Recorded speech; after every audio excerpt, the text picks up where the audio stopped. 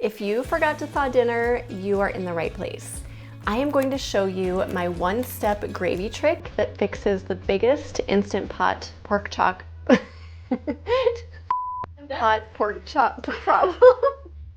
Okay, who wrote this anyway? Okay. I am going to show you my one-step gravy trick that fixes the biggest Instant Pot pork chop problem. And at the end, I will give you a timing cheat sheet so you know exactly how long to cook frozen pork chops every single time. We are starting with beef broth. This is our steam and flavor base. It keeps the pork chops nice and juicy. The mushrooms go right in. They cook down and soak up all that beefy, mushroomy goodness. These pork chops are frozen solid. They're between a ½ inch and an inch thick. Try to keep them in an even layer so they cook at the same rate.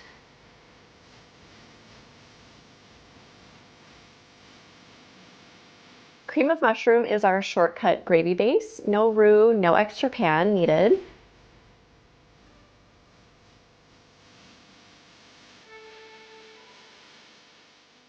And this does all the seasoning work for us.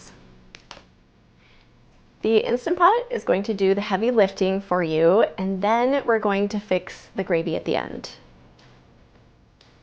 These pork chops are about 3/4 of an inch thick, so I am setting this to high pressure for 9 minutes, then letting it naturally release for 5 minutes.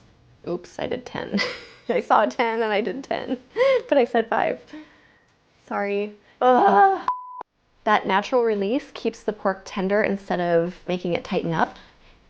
It'll take about 10 minutes to come to pressure before it starts cooking. This is totally normal. Okay, this right here is where most people stop. And if you serve it like this, the gravy is thin. It runs right off the meat.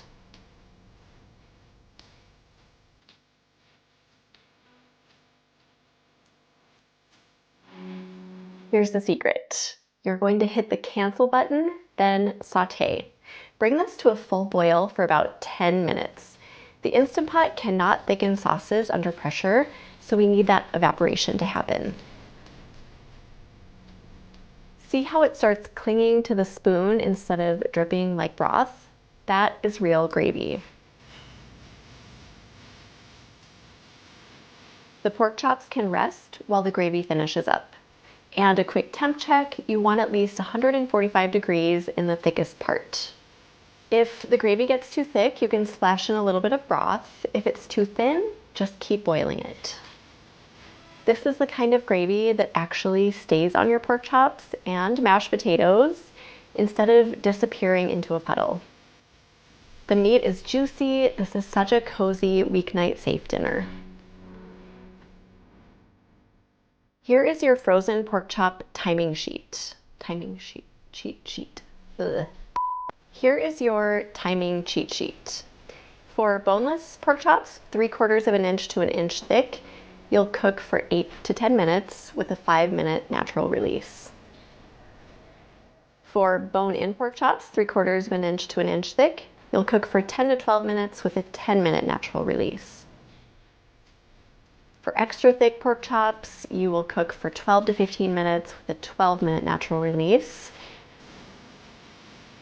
You can screenshot this or hit save so you have it the next time dinner sneaks up on you.